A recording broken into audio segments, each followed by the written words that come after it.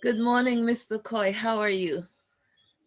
I am doing great. I'm doing great on the sunny island of Carriacou, to be exact, Mount Pleasant. Lovely morning, sunshine, Okay. sunshine Uh, day. I have to say, welcome to the show. Welcome to Romancing Grenada, Carriacou, and PT Martinique. I'm gonna agree with you and about Mount Pleasant. I found Mount Pleasant to be a very pleasant place, and I can hear the wind outside. So I think Yes, you're very yes, close to the yes, sea. yes, correct. And just the wind alone gives me some, what I would say, vibes, energy, because I listen for messages in the wind. They come in various forms, various songs, various, strength. And yeah, I have that kind of connection with nature, the wind. They bring messages to me every single day, and I look forward to the messages so I can learn and improve my own life as I go on. That is very good. It's a very Carriacou spirited thing.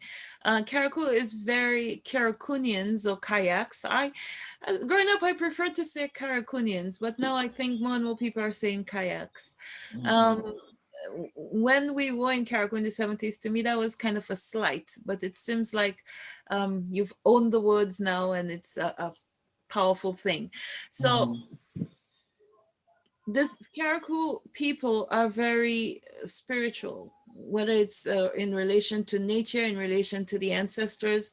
And I'll just tell you quickly, I remember I've learned lots about the spirit world from Carriacou. For example, in the evening times when we had to, if the sun already set and my mom wanted leaves from a tree to make tea, let's say sour sop leaves, we had to wake the tree up and say, um, wake, wake, wakey tree, something like that. Can I use your leaves for a remedy?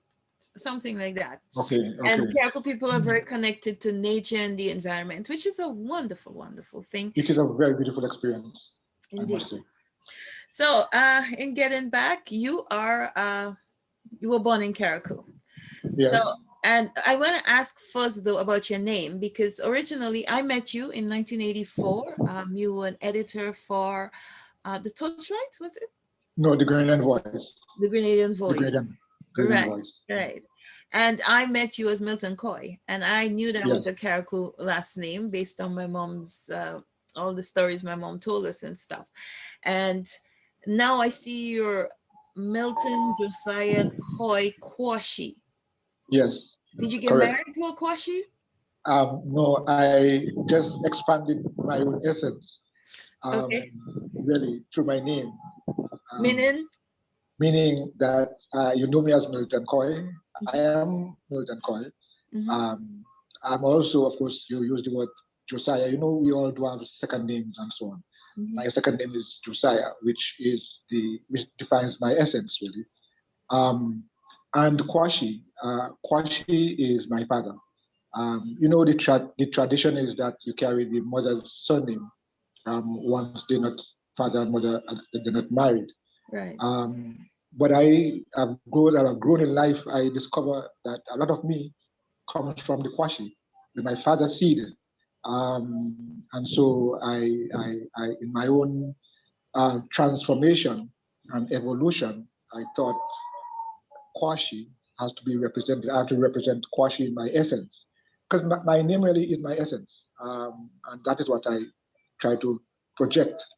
That when you talk about Milton Josiah Koi Kwashi, that defines something for you, to you. Could be anything. Sometimes it could be negative, but it is the essence. And so I want that African connection. And do you know, I have had connection with Kwashis in Liberia. I have been going on a search, and I found some Kwashis in Liberia. In fact, we are in contact, and we are trying to see how we can redo the slave trade. In other words, it came from there, but we Right. want now it to go back to Africa. So that's a trade. We want to call it that. So yes, a lot of things been taking place. I and there are spiritual Baptist people in Liberia in particular who have that kind of cultural and spiritual traditional connection with ancestors. Because I heard you mentioned that earlier on about what happens here in Carriacou, the culture, the spiritual self, and we connect through nature, as we have said. So that for me is very, very important. So Kwashi has to be in there because it is sort of the original. Um, Koi has more European connection. Well, I'm a human being all over the world. I mean, I'm not limited to European. I'm not limited to whatever. But I'm just saying Koi reflects that about me and to my lineage. But Kwashi, my father from the other Kwashis here in Mount Pleasant. Yes, You know. I know. Carriacou also in not just the spiritual connection, but they've managed to maintain a linguistic connection to Mother Africa. Yeah. So I know from my mom's line, they believe they were related to the Cromantes. Community tribe. Some people like Yeah. the painter, some people say they were Yorubas. I think on one of my mom's side of the family too, they might have been. Um, we know some people came from Benin. Yes. Yes. Um, where is that guy from again? Starts with S. Nkrumah. No, no, S on the Oh, in the Gold Coast, along the Gold Coast there. Sierra Leone area. Sierra Leone, yes. I Yes, apologize for that. Sierra Leone. We Carriacou people have diverse African backgrounds, and they hold on to something. And most of the names I find in Carriacou are from African, especially um, the West Africans. So Yes, West Africans. Yes.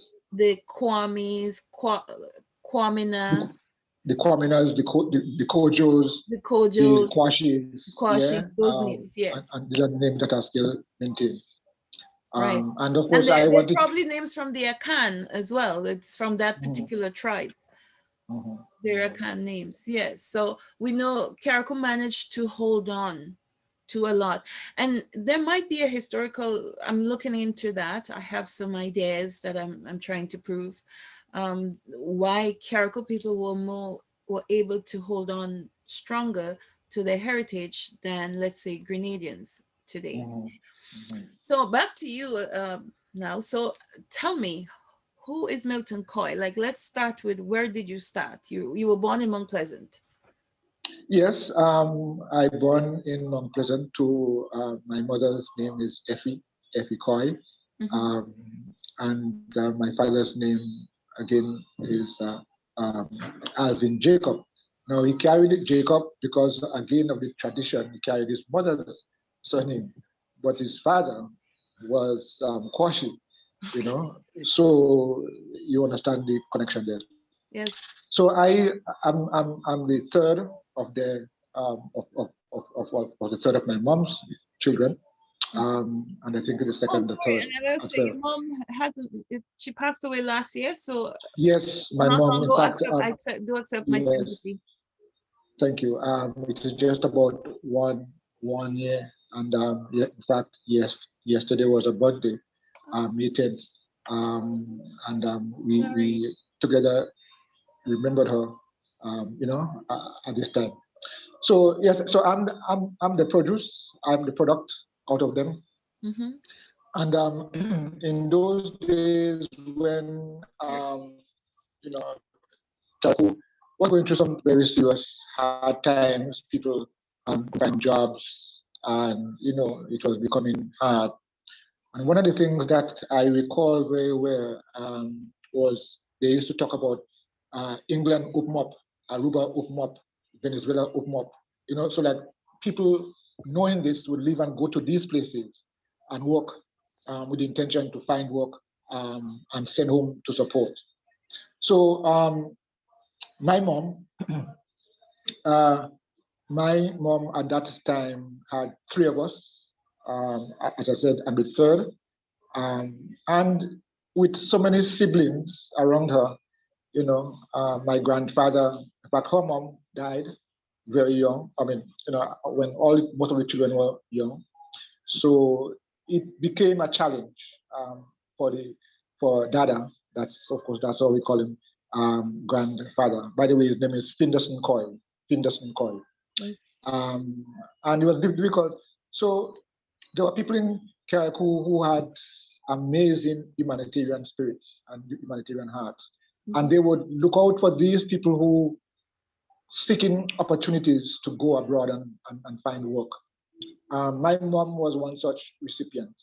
And so these these these humanitarians, I would call them, um, said to my mom, said to my grandfather, Dada, listen, take, I can assist you by sending um, your daughter Effie to England, but she has a baby, just about 9 months, young, and I guess the arrangement was made um, that they would take me at their home, send my mom, because they were aged in years, of course, at that time. They said also, they went on to say, okay, well, we're going to take one of my mom's sisters to come and stay with us also, so that she can look after this baby. So your mom can go away and her sister would look after you, your aunt. Yes, yes, yes. And so that is what happened. And as far as my mother's connection, physically and so on, we maintain that kind of control. But that's what it was then, yeah. And I could understand, the cultural realities at that time. So I grew up actually knowing my aunt as would have given me, motherly love, in terms of caring for me. Of course, the people who took me also, and they were they were big heart humanitarians.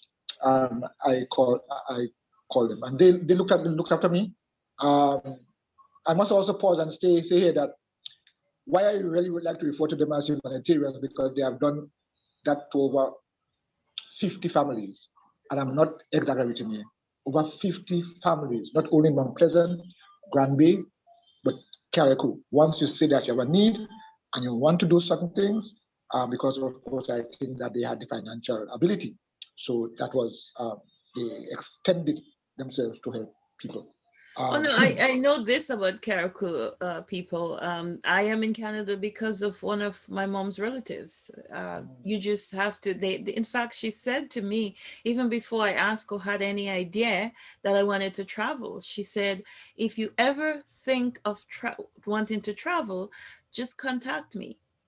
And the seed was planted in me. But I know even before meeting her, lots of relatives of ours went away because of another relative. It's a very Carriacou thing. Probably Grenadians do it too, but not as common. And it's more noticeable in Carriacou because the community is smaller. And I know aunts look after kids, grandparents look after kids, and so on. In Carriacou, it's noticeable. It's very noticeable. And even so people like friends, actually, you don't even have to be related. relatives, yes, the friends. Right. And so I came through all of this. I came through all of that. Emerged, of course, went to Mount Pleasant School. Mm-hmm. So where I went to stay with with the people who took me. In Mm-hmm. fact, the name of the man is Solomon Sylvester. Solomon Sylvester is his name, but of Mm-hmm. course, because of his big heart, he called himself King Solomon Sylvester. So generally speaking, he was known in the community as King Solomon Sylvester. I myself Oh, even thought that was his real name, but until years later I discovered, but his name is Solomon. But of course, because of his thinking, yes. he ascribed, and so and that's his name. His wife's name was Mary Rose Sylvester. Yes, but I grew up as a little boy. Don't forget that I went to them when I was about 9 months. I grew up in them, calling them uncle and Ada. Ada is is his wife, uncle. So everybody, in fact, there are a lot of people who also came and lived with him while I was there growing up. Came, spent about a year, a few months in transition, as I'm concerned, to travel. And we all grew up. I know them as Uncle and Ada.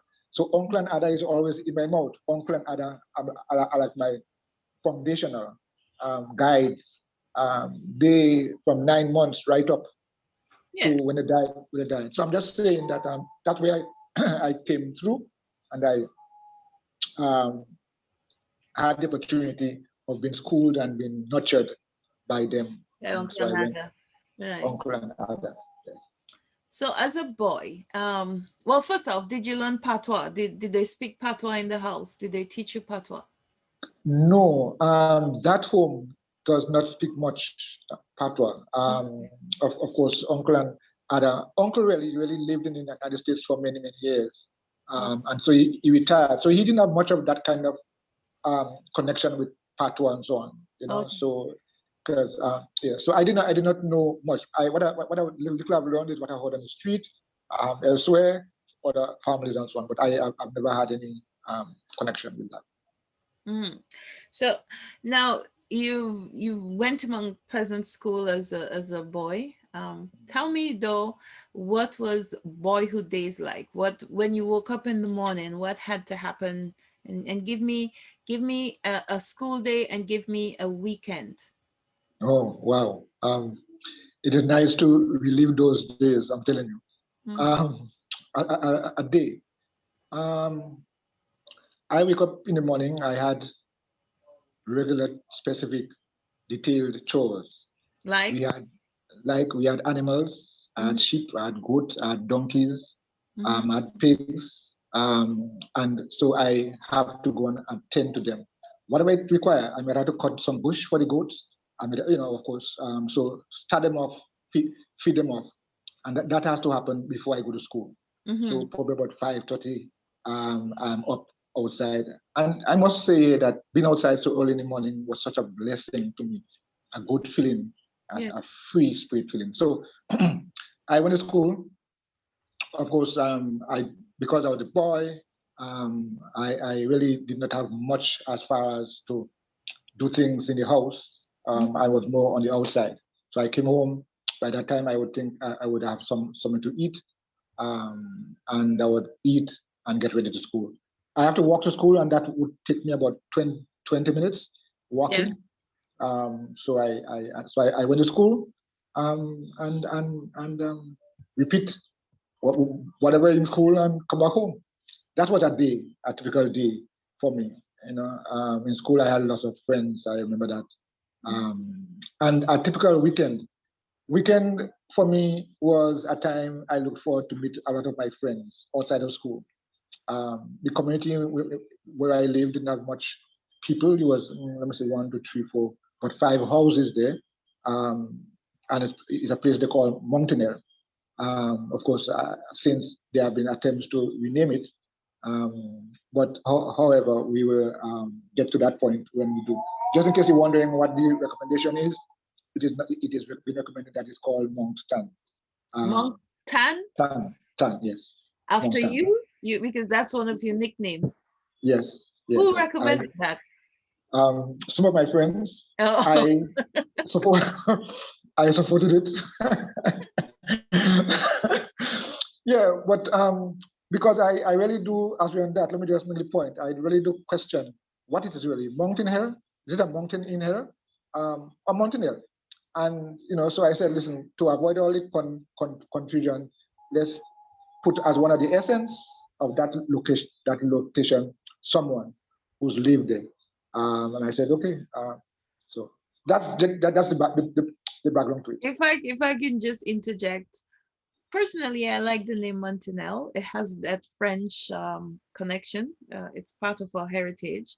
But to incorporate you, probably there could be Monctan or Montan in Montanel. So you can Okay. name the part because I remember you walked me through there and there was a very nice location where you sat on the slope, just on the apex of the hill, and you can see out into the Atlantic Ocean, Halton Point. Mount Pleasant, Bel Air behind you. It's a beautiful place. So you can probably choose a lovely The spot spot, to not just the whole call, area. to put your monument on and call it, like Yes. you plant a Okay. flag Good. there. Yeah, it would be a But good idea. I think what would be incorporated in your idea, which I think is excellent, we spoke about, is to use up there as a sort of spiritual center, where people can come and relax and A retreat center. you can detox, Absolutely, absolutely. retreat. I cannot get the answer because that's the essence I want to give And the what I center. remember about there was an old the old clay oven. Yes, Is the it oven is still still there? there, I think there was still a there. assistant System. and the old Aruba house. It's because in Yes, Carriacou still there. we can see the houses that people from Aruba built, the Aruba money built, and houses the British money built, and houses And the the US, American money American. built. Yes, American Canadian Yes, money, and yes, that was a Aruba house there with the gallery and it had correct, all the correct, lovely features. correct. So It's still there. Still there. And that's one of the connecting point for me coming back home to live. I'm yeah, not living in the house now, but that's a connecting point for me. I think it's Really. a place worth preserving because it has all the features of past the past. The culture, the heritage is embodied in that little place, and there's a beautiful view with it. So it's probably a good idea to make it into a spiritual connection center or a pioneer kind of village, where you Yeah. just isolate that place. You call it Montan in Montanel, and people get to come and experience what life was like back then, and what an Aruba designed house looked like, a Dutch designed house looked like. So I'm going to move on a little. Actually, you didn't tell me what happens after school. So when you finish school and you get back home, what happens? Okay. All I had to complete. If I tie the sheep outside, um, bring them to graze in different grass past places. Yes. I bring them back home because they have a special place to sleep. They don't sleep just anywhere.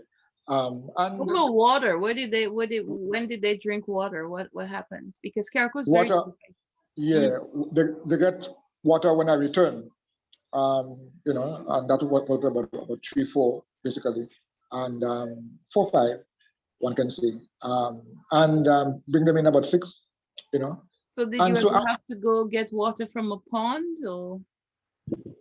no, although they did a pond in Bele, not too far from where we are. Mhm. Um, I could not have gone there because it was too difficult to bring water. But one thing that we did have is water. We have a big system, and I always had water. Always, I've never really had a problem. As you know, generally speaking, in Carriacou, they are short of water. I never had a problem going up because the system was always available, filled, and so on. I also remember you showed me a place right there in Montanel where what used to be a spring ran during the rain season and Yes, so on. So you had what you had access to water I don't see water there there. in rain season, and you stored the water in the cistern for dry season. So Yeah. all right. So let's move. Where did you go to high school? After that I went to his Bishop's College in Okay. Carriacou. Hmm. Bishop's College.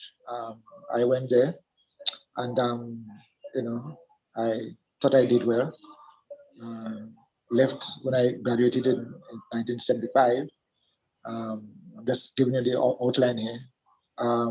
In 1975, I graduated with just 4 GC subjects, um, which I thought was good in those Yes. days. Yeah. In those days, it's not as 13 and 14 now. But yeah, so and it was during my last year in school, my last year in Bruce College. I had this encounter where I had this spiritual encounter where I had what I would refer to as a shift, a transformation in my spiritual focus. And I became a member of the Pentecostal church. Uh, and during those time, my last year in school, um, I pondered a lot on what should I pursue after um, education, after my formal school years. Um, and it was brought to my attention, and I did respond that going into the ministry to teach, because I did not really like the concept of preaching so much. Oh, you mean in the religious ministry, not the Yes, ministry, yeah, not no, yeah, governmental, right? not the God ministry. Sorry, yes, I should have explained Yeah. that. Yeah, so I went into the ministry, gospel, became a member of the Pentecostal church, and the opportunity came just about graduation from the college to apply for studies in theology um, at the Western School of Theology. I grasped it, and within a week or two, I was accepted. And I said, "Okay, I'm pursuing it." So I went there in Trinidad at the Western School of Theology, graduated with a diploma, and then I went on to do a post degree, bachelor's, BA.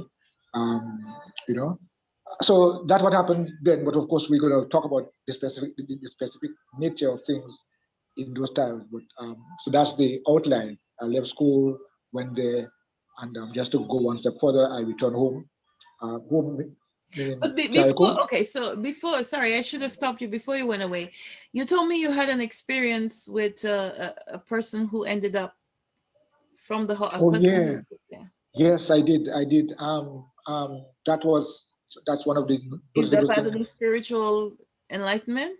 Yes, it was. It Okay. was Tell indeed. me a little bit about it again. Of course, in the house in Montanel there where I grew up, I recall on this bright moonlight, and talk about the view, but Mm. also to talk about the moonlight you can see, Mhm. pure, rare. Silver. So on this night, I was standing on the step of the house. Well, yes, and about probably 9, 10 the night, and I saw an image of somebody walking, passing the house. Um, no, one has to be very superstitious in Mm-hmm. those times. Mm-hmm. I see this white person in white, a tall white, Uh-huh. um, passing the house. I'm on the inside, on the step. I easily went in, closed the door, didn't tell Uncle Nada anything, and kept to see, listen, what I would hear. Mm-hmm. Because it was not my imagination. And you know what they tell us about people walking in the night? I know what they tell us about walking with white, you know? Right. So I easily went inside, I laid down there, and I listened to hear what would happen. If Uncle Jumpy. Nada, Yeah. yes, and then nothing happened. Then I went to sleep. Now, I went to school, as I said, when I checked my animals and so on. I had a donkey. I used to ride my donkey a lot. And I went to school. And on my way, when I returned from school, Oh, and you rode the donkey to school? no, I Oh, rode okay. my donkey all the time, not my donkey Right. to school. Um, so when I returned in the evening, I stood up on top of the hill, looking down in the valley. Mm-hmm. Yeah, I guess you have an idea where I'm talking about. Yes. Yes. And when I looked down inside there, I saw something strange on our fence. I saw this white, like a human being, lying on the ground and with the barbed wire hooked onto his clothes. I could not understand. I could not understand. So I immediately got on the donkey and went to the area where that is. And so going down, riding the donkey, going down, all of a sudden, donkey made one stop, you know that kind of way? Mm-hmm. And some big birds, cobra birds, rise up, alerting, So I said, but this thing is this thing ain't feeling right. There were So I birds. went, There were birds there. yeah. So I pursued trying to find out, and I discovered, long and short, is that was the man, real man I saw passing that night. He was a patient at the hospital. We don't live too far from the hospital. Yes. He may have just walked out of the hospital, ended up there, and of course, if you don't know the track, the terrain, you could get caught in all kind of things living there. And so that when I went and report that matter, of course, that made me become famous. Or can't find a dead body, you know. Uh, but that what happened. But the And person was somebody that was sick yeah, somebody and was sick. Yeah, and I left discovered the that hospital. the dementia with an old person, senior person. Mm-hmm. Yeah, I know the person. I mean, because persons are always around town. And it was sad. So that left a really deep Mm-hmm. impression on my life Mm-hmm. as a youngster finding a dead body. It's not a usual thing for youngsters to do. Mm-hmm. Mm. So now you've made the decision. You've gone to school in Trinidad. You graduated with the certificate and the degree in theology, and you came back to Grenada. That year was what year was that? That year was 1970, 1978. I returned. I went there in 1975, 79. So you Um, returned as a pastor. yes, with the Pentecostal church, of course. All religious organizations will have their own Yes. standard. Yes. So Yeah. yes, I returned, being qualified to do the work of pastoring. Really. So what about your family life? Were you a family man then, before, after? Did you become a family man in Trinidad or when you came back? How did? Oh, when Sorry, my nose. I'm not yeah, laughing. well, yeah. So when I left, graduated in 1978, I returned to Grenada, Mm-hmm. Carriacou. I got married, um, in 1978, Mm-hmm. and then began to give leadership to one of the churches, um, In Carriacou or in Grenada? both in Carriacou and in Grenada. Oh wow, I, impressive. I started in Carriacou because that's where I came from, and that's where I wanted to bring my service. Right. And being in Carriacou, those in Grenada felt that my talent and my expertise might be best suited for the wider Grenadian Right. public. Yeah, so I went down there. We went down there, and stayed there, stayed in the service for about 5 years, actually. Um, and as I said earlier on, my real desire was to teach, was teaching, and so yes, so I did for 5 years. After that, I discontinued my service as part as it relates to the Pentecostal Assemblies of the West Indies. But I think I also continued from a freelance standpoint because Mm-hmm. the experience I have had and the knowledge I have gained, it is me, it is within me, and I think I value it. And so I continue to use platforms where I can share knowledge, etc. That I motivated me to remember go you into. you had a men's ministry. Yes, Yeah. yes, where yeah, where yeah, I mean it doesn't require the the thing of must have a religious foundation, church kind of thing. But Yeah. however, Mm-hmm. you understand what I'm saying. But Yes. yeah, so that I continued, and one of the ways in which I thought that it can be accomplished was to also marry journalism. So I could now write, I could Right. now getting messages out. Yeah. I'm not in this because I want to see how nice I am. And there's a message I want to get out, and I will use mediums. The Mhm. message is very, very important. Yes, the messenger, the What is the medium, message? but the message is that uh, as human beings, we need to get deep connection with each other not just through our words, but through our hearts. In other words, see me through your heart, speak to me through your heart. Um, that is possible. It is realistic. Mm-hmm. Human beings need to connect with each other because when that happens, you'll have less wars, um, disagreements. And Mm-hmm. even if you do, from a heretical standpoint, you will say, okay, yeah, whatever. But I'm just saying the results would not be the same if you connect with me through your heart. And that is the message. So when in those days when I used to go on the pulpit and preach, the end result is change from the inner man. That has to be a feature Change in our from life inside. inside. Yes, yeah. And even as I write, I go to various groups and so on, and so that also drove me to go into activism. Right. Yeah, and so all in the idea of educating people. That's one thin line that has been deposited in my spirit: teach, help, educate, create awareness, etc.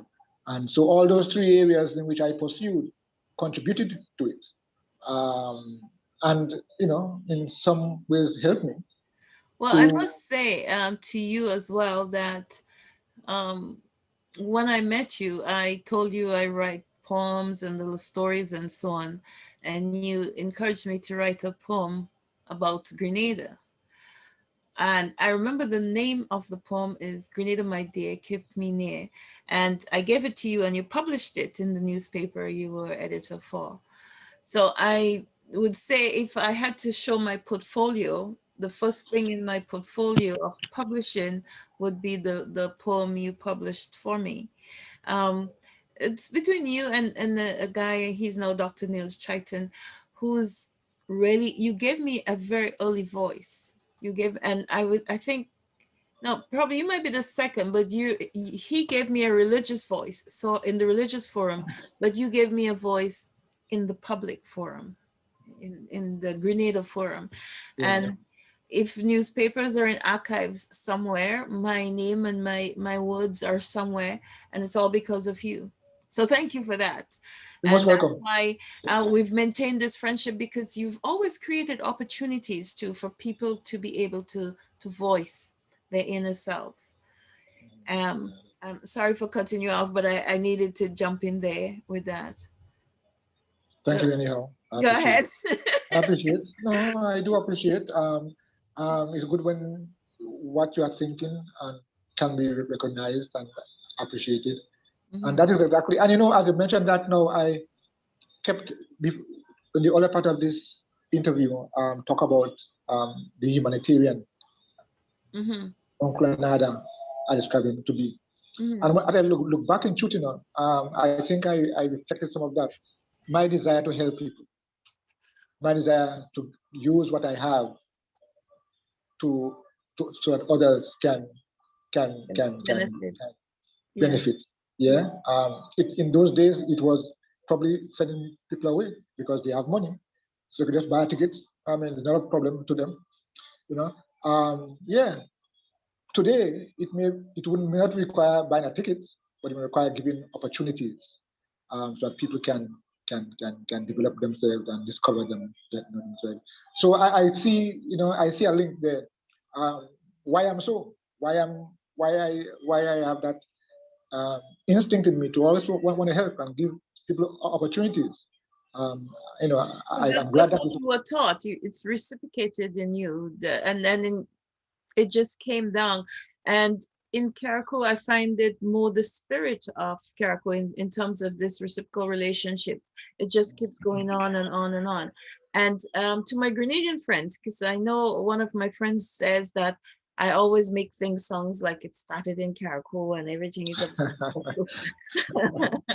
and that's happening in Grenada too. It happens in Grenada everywhere.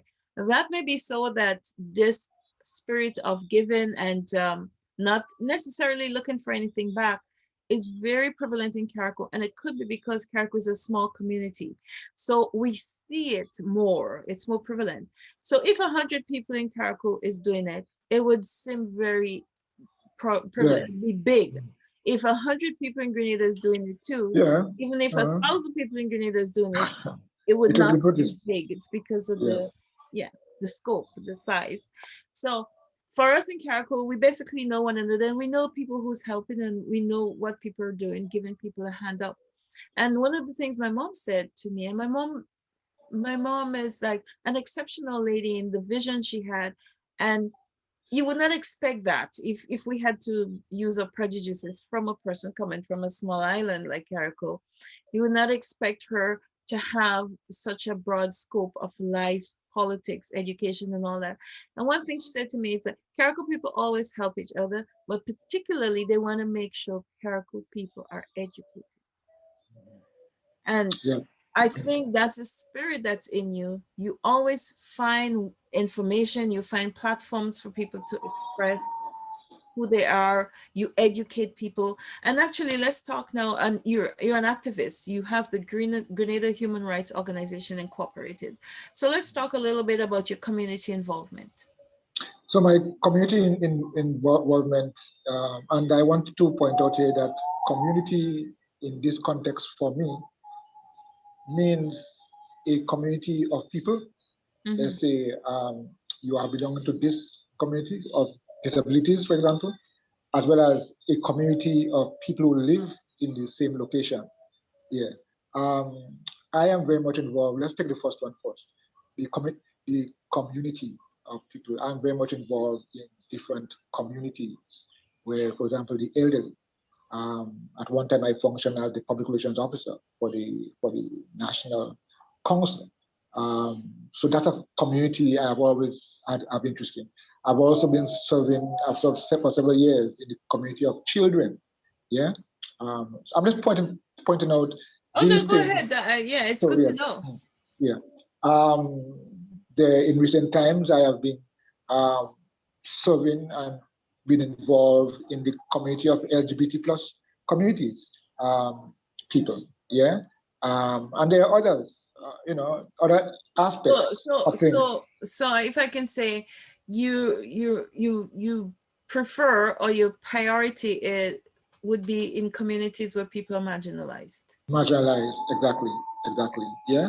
So But and what about the greater community, like the Mount Pleasant community, and then the right. Caribou community, the overall community? The physical location where I am here in Mount Pleasant, one of the things I was able to do when I returned home a few months ago, um, was to provide make myself available to provide a service at the community center.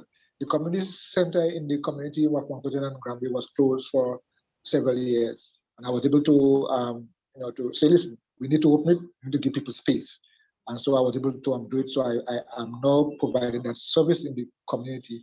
People come, and just start. I mean, not everybody will come, but I'm saying that is something that I'm here. I am my theme You song. facilitate, yes, Yes, yeah. yeah. So that, and for the whole, and for Carriacou now on a whole, I also I'm a journalist. Yeah, I have access to radio. I have my own news site, and so I have been able to get into the local radio station, Vibes FM 101.3, and Mhm. so every Thursday, I'm there in a current affairs program talking about the issues. And then on Sunday, I also was able to start my own show, which is called the Optimist Show, and it's on every Sunday from 7 to 9 p.m. Mhm. So that's how I see So my influence.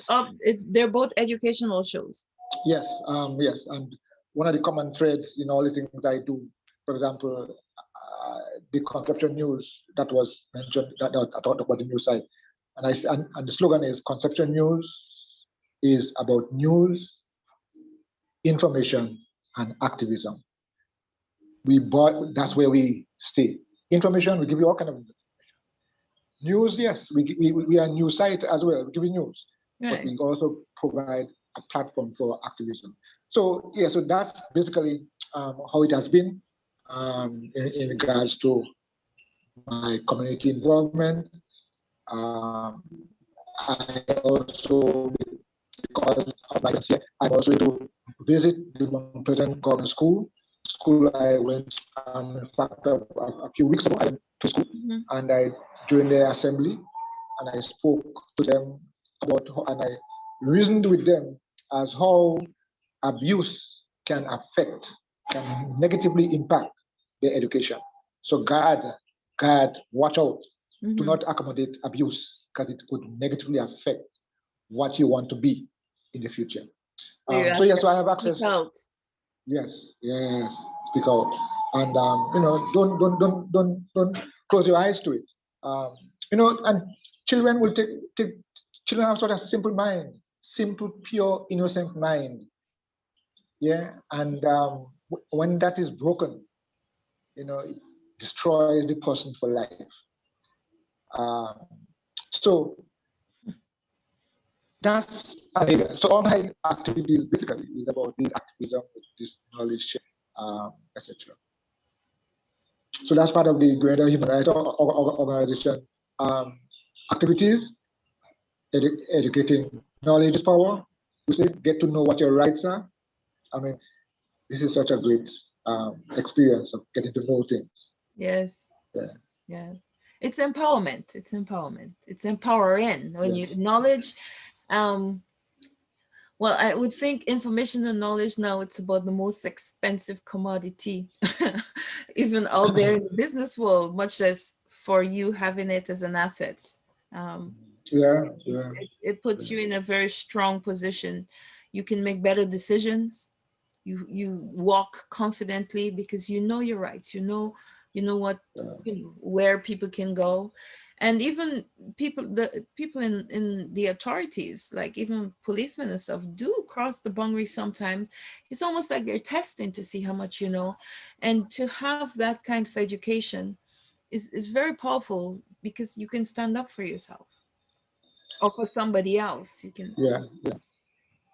And I must say, Cynthia, that's one of the lessons I want you to know. What to do when you are attacked, when your human rights are being attacked. It will be attacked. We've seen it happening. One of the COVID experiences is to reduce our access to rights. Continuously, every day we get up. You can't do this anymore. You can't do this anymore. So what you need to know what those rights are and how these rights are designed.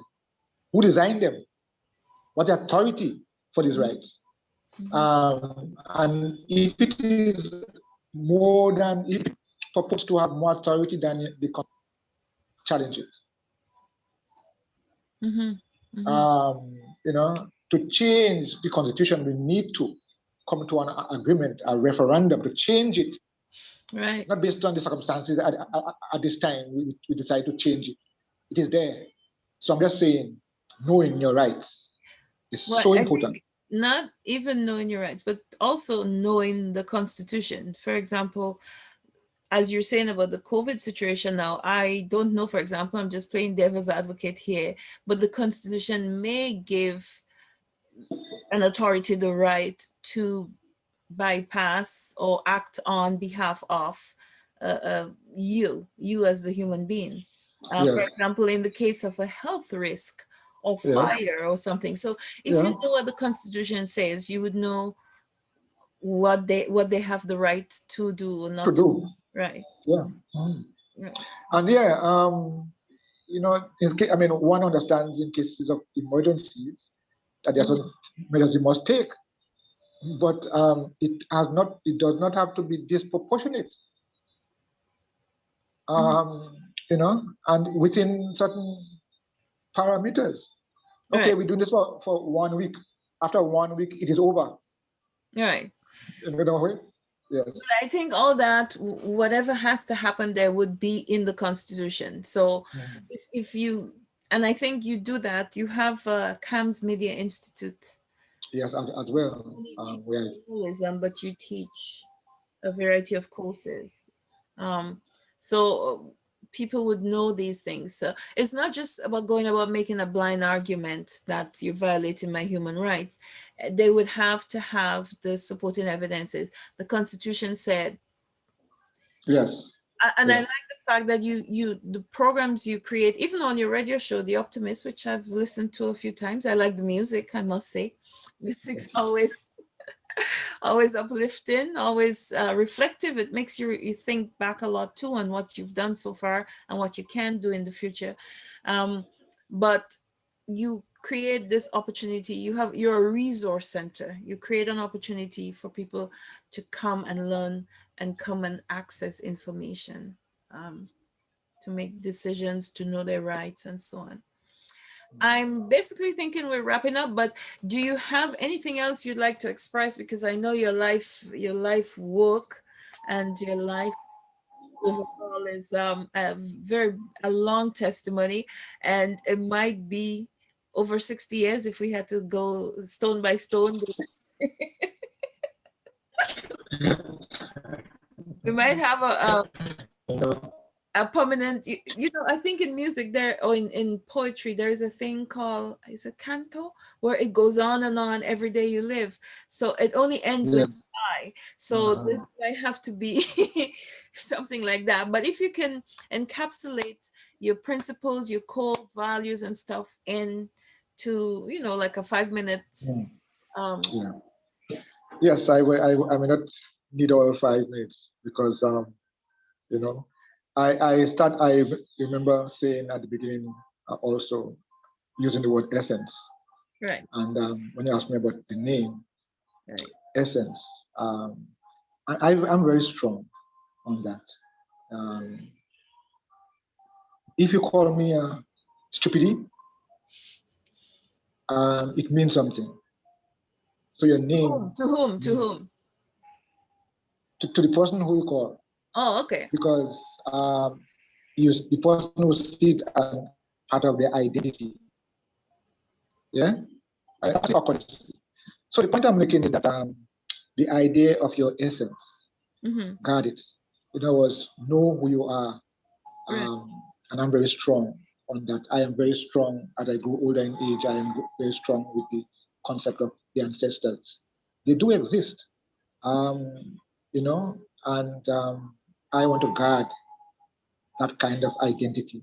My what I will refer to as my Africa connection, because I understood, and I'm understanding the trade, how we got here, why we got here, and so on. So who I am is important. Who I am is important. Who I see myself as someone, and I see myself as uh, someone with undeniable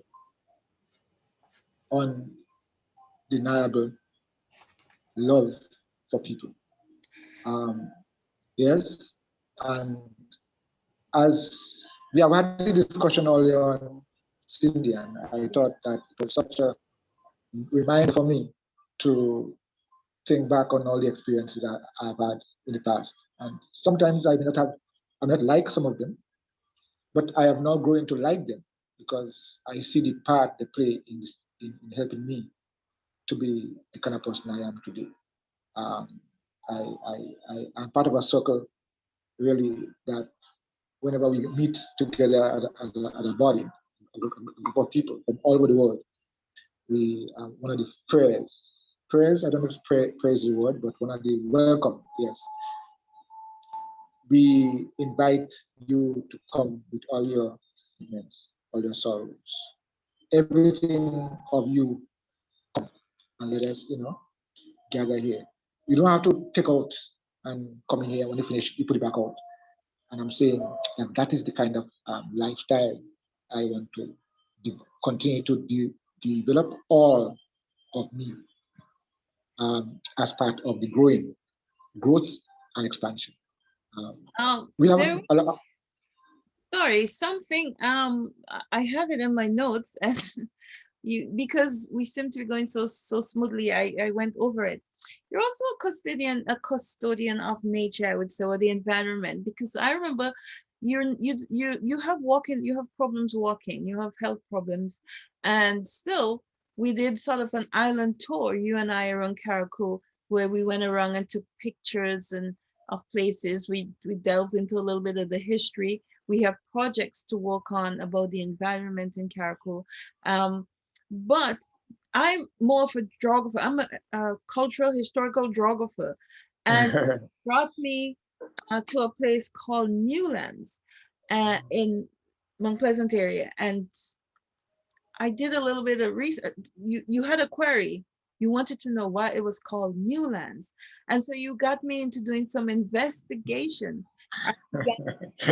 area as well. So you raised awareness even for the environment. It's not just about the human aspect of society. You're also interested in the environmental aspect of the place where you are. And from we went, I remember that experience. I think I will never have again with another person. We went into an old sugar mill in Bel Air, in Yeah. by the cemetery there, Yeah. where the PRA camp used to be. Yes. We saw two parrots, or maybe Yes. a flock, I don't know, but I remember the last two. They Last year. were colorful. Maybe it was Macau parrots, because I never seen colorful, the blues and the reds and the yellows. Oranges and Massive, the, massive. They were huge. They flew past us, and by the time I got my camera, they were already yeah. gone.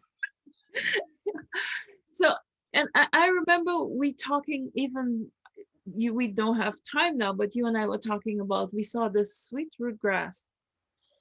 People used to make mats and slippers, shoes and stuff with, and you were identifying things to me along the way that was part of the Carriacou culture in the past. Yeah. And I don't know, maybe because you can't be too diversified, you would, you'd become too thin. Your essence will disappear if you try to get involved in too many things. But I know from where you are in the community center, maybe you can even start getting people on the side of the human rights issues to start trying to preserve, because that is my biggest pet peeve in preserving our culture, in preserving the way we were, the things we used to do. We preserve other people's culture, and we perpetrate Yeah. the way we live now, and it's diminishing our culture and our traditions. And I like that you took me around Carriacou, and even you contacted me again about doing some studies into the waters, the ponds and wells and stuff. And then you also had we talked about the rameys and that the coral vine. Um, Yes. Yes. Yes. Yes. yeah. So I don't know if you want to talk a little bit about that Um, the culture. environmental, Mhm. the environment, of course, it it comes because of my involvement in consumer affairs again. Oh, all right. Um, Well, we didn't talk yes, about consumer the affairs. international affairs. That's one of the things I'm also involved in. In fact, I just like how I founded the Grenada Human Rights Organization, I founded the Grenada Organization for Consumer Affairs. Um, Wow. yeah, and that's an organization that's been there again. It is to educate consumers about the rights and responsibilities. So the touch of the environment, my passion for the environment comes close to that because environment is a consumer issue. Um, and so I have been, discussing about projects, what we can do as far as ways to, and the long and short is, when it comes to me, all I would say, whatever ideas you have, whatever it is, let's educate because we have to implement and to adapt those things. So that's why as well interested in the environment comes as well in the I need to lost you educate. there, so We I need to didn't know. hear, sorry, I didn't hear what you said up to the point the environment. You said something, but the audio went Oh, physical. I may have said, I think I said that the environment would have come because of my connection with consumer affairs, and Right. the environment is part of the consumer affairs agenda. Um, So just that I'm saying is that my involvement there, my passion. Again, the end result of it for me is educate people. So I am always in public relations things, educating, because that's where the power lies, not only in our collective numbers, but in our knowledge. And I want to, because I'm just realizing what we didn't talk about too. You went to the US to study journalism. So Yeah, make yeah, yeah. I sure, mean, because we have a tendency in Grenada, if you don't have letters behind your name, we sort of discredit you. So you went out of your way to make sure you had that accreditation. So when you speak with authority. When you teach with knowledge. And yes. So while I was with the Grenadian Boys, as I identified earlier on, um, I got the opportunity to apply for a scholarship, a fellowship, um, to to be assigned um, in the US in regards to journalism.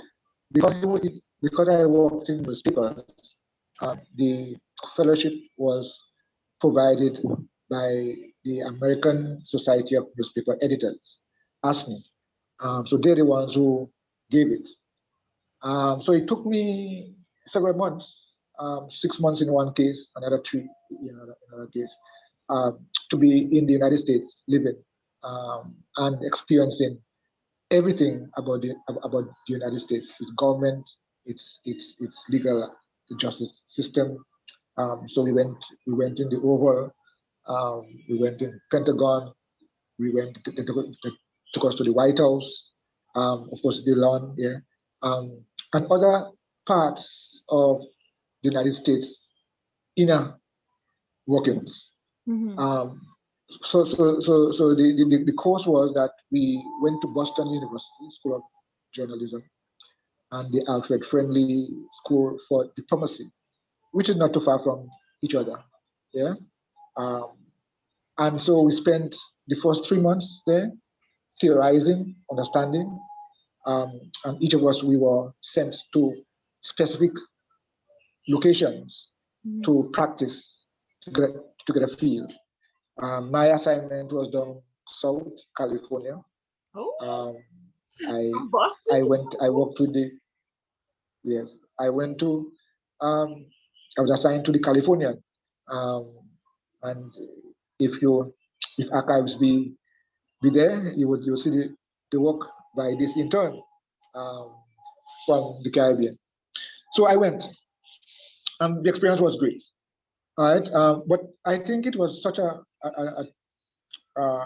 watershed moment in my life when I was one of 12, only 12 journalists from around the world was chosen. It was a worldwide thing, wow. and I keep asking myself, with all the other experience and with the media, why? But I think that I just had to go through that experience. I mean, guys afterward, when they discover what happened, reach out to me and say, guys in the Guardian, the Nation, Jamaica Gleaner, um, and I said that just was for me because that's my path, that's the journey I'm on, so I will experience it. If I'm allowed Uh, to say, it's the path God had prepared for yes, you. Yeah. direction, yes. So that was a great experience, and of course that gave me the opportunity when I returned to be able to set up schools, classes. Yeah, that's why CAMS Training Institute exists, because we want to introduce people to the basics. We don't want to give you a master's degree, Mhm. because having a master's degree and do not have and don't understand The the building basics, blocks. Yeah. yes. And so that's where I really interested. People who are interested in media, in communication, there is a basic way. You know, there are those of us, and even before me, who have tried it, and what didn't work, we see it didn't work, so we know can guide you. You know, these are the things that really happen, and so that experience in the United States catapulted my own journey into being a journalist. Of course, when I returned, I also had to go into freelance, make myself available not just to one person, because one person really could not contain all the knowledge I have as far as I'm concerned. So, and that's one of the reasons why you see I've also, yeah, I must also say that in my journey, I've started two newspapers. Um, the Grenada Observer, Mm, the Grenada Observer. really? Yeah, Yeah. yes, you could go in the archives and find out I the saw Grenada. something. I was doing some research yesterday. I saw that newspaper. Yes, it's my production. It's Oh, my. I'm the okay. publisher. Mm, Yeah, okay. and I also did the hotline. It was into a newspaper hotline, and that was what it intended to be a hotline because I had some very energetic young journalists with me, um, colleagues, and we wanted to just blaze the trail. So we wanted to use the word hot. Yes. um, so yes, so again, I was the publisher for that. So I've had, and over the years, I've built. One time, I established the Greener News Network. It's still there and can be activated and will Mm, be activated for several assignments. And of course, when I realized that it's not just a village, community, a local thing, I say, listen, this has to be a Caribbean effort. And so out of that, that's where that's where the Caribbean Agency for Media Services was born, and it's called the CAMS. one you call CAMS, yes. CAMS, I yes. am not a fan of acronyms. For example, I said CAMS and it didn't mean anything when I said CAMS, but now you say Caribbean um, Agency. Agency for Media Services means a lot more. People understand what CAMS is supposed to be. So grateful for that. I have one last question. You don't have to answer. For example, in your profile picture, your appearance is very different to now. So why the beard and why the headgear and stuff? The yes, it's growth, expansion in thoughts, but growth. I am comfortable with representing again image, my African connection, um, and the Sorry, esteem. sorry. So the headpiece I can see, but how's the beard your African connection? Well, there are times you are guided and you are told not to do some things. Oh, okay. You remember the story of Samson? I remember the You know, story, but tell right? me what your I don't want. perspective Yes. So I'm saying that there are guides that I live by and live with and live through. At this stage, do not put any scissors in your hair or in your face. Okay, okay, okay. So it's a spiritual And thing. yeah, yeah. Why? I mean, I would like people to see me differently, really and truly. I mean, and there's nothing in me that says, "Oh, well, that is how I feel. That is perfect. That is so sweet, so super." How I identify myself by my image, because I differentiate that to my inner self, my inner self. Mm-hmm. Um, so yes, it's just a spiritual process, a spiritual path, The journey, yes. journey. I try to be my, be my essence as much as possible, cautiously. Okay. Your connection to your ancestors. Yeah. Okay, Mr. Milton Milton Josiah Coy Kwashi. Um, I've basically come to the end of the questions I have for you. If you have any nuggets to impart there on the people who would be listening to this, on behalf of Romancing Grenada, Carriacou, and Martinique, I like the idea, I like the essence, the philosophy you just imparted with us here, the essence of you, and the spirit, the things you do. You're still actively involved in advocating for people who cannot act on their own behalf. Is there anything else you'd like to add to our viewers out there? For our viewers out there, sorry. Yes, life is a journey. Sometimes we are we do not listen to the pace in which we should go, and want to run fast ahead. I warn you, you will get there, but you might get bruised because the pace to go in might trip you. The journey is to be understood and connect with your heart to the source, and let your actions be motivated by your I inner want to power. interject a bit, sorry, because you said you sort of make an assertion to speed. What about the saying we've learned as a kid? He who hesitates is lost. Yes, I guess the context would explain that context. Procrastination, for example. Yeah, hesitate. Yeah, uh, that's life is one long journey about trying to find the balance. One Balance. long journey trying to find the balance. Balance. True. Yes.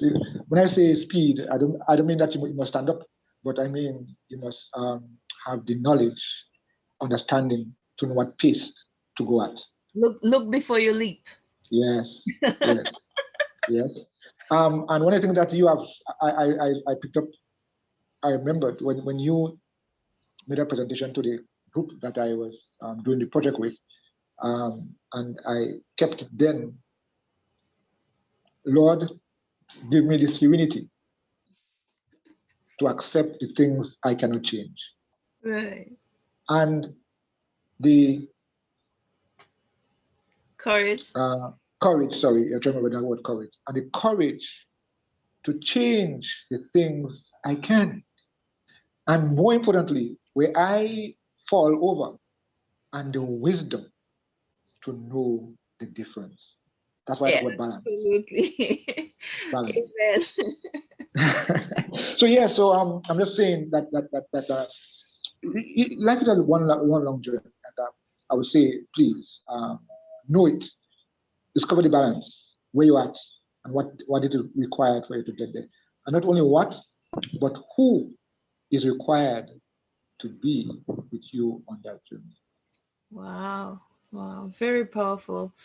Thank you Thank very you. much, Mr. Coy. So, on behalf of Romancing Grenada, Carriacou, and PT Martinique, you are my mentor. You're my friend. You're my partner. We do lots of work together. I mean, my business partner. I don't want people to start getting the idea and saying, "Oh my God, she said he's," and he has a girlfriend or he has a wife or I don't want. I meant spiritual partner, even business partner. We do lots of stuff together. We do lots of research together. We do lots of projects together. I thank you for being in my life, and I thank you for the journeys you've taken me on so far, and the places and the platforms you've provided for not just me, but for Grenada, Carriacou, I think the Caribbean, I would say. Um, we look forward to Mount Tan or Tan Mountain or Tan Montinel or Montinel Tan. And I think I have started a project where people like you, and this is the whole idea of Romancing Grenada, Carriacou, and Petit is for us to start emulate our local heroes, the people that the building blocks of our society, and the people that are doing the dirty work in the community, getting the community together, so planting the seeds, tilling the soil. And this project is like that. And those are the days we remember fondly. So the Romancing Carriacou Petit is about getting us to know the people that's created the things we've enjoyed and the things we're enjoying. Have a very good day, and you and I shall catch up on another project. Take good care. Thank you. Okay, Thank bye you. bye now. Bye bye.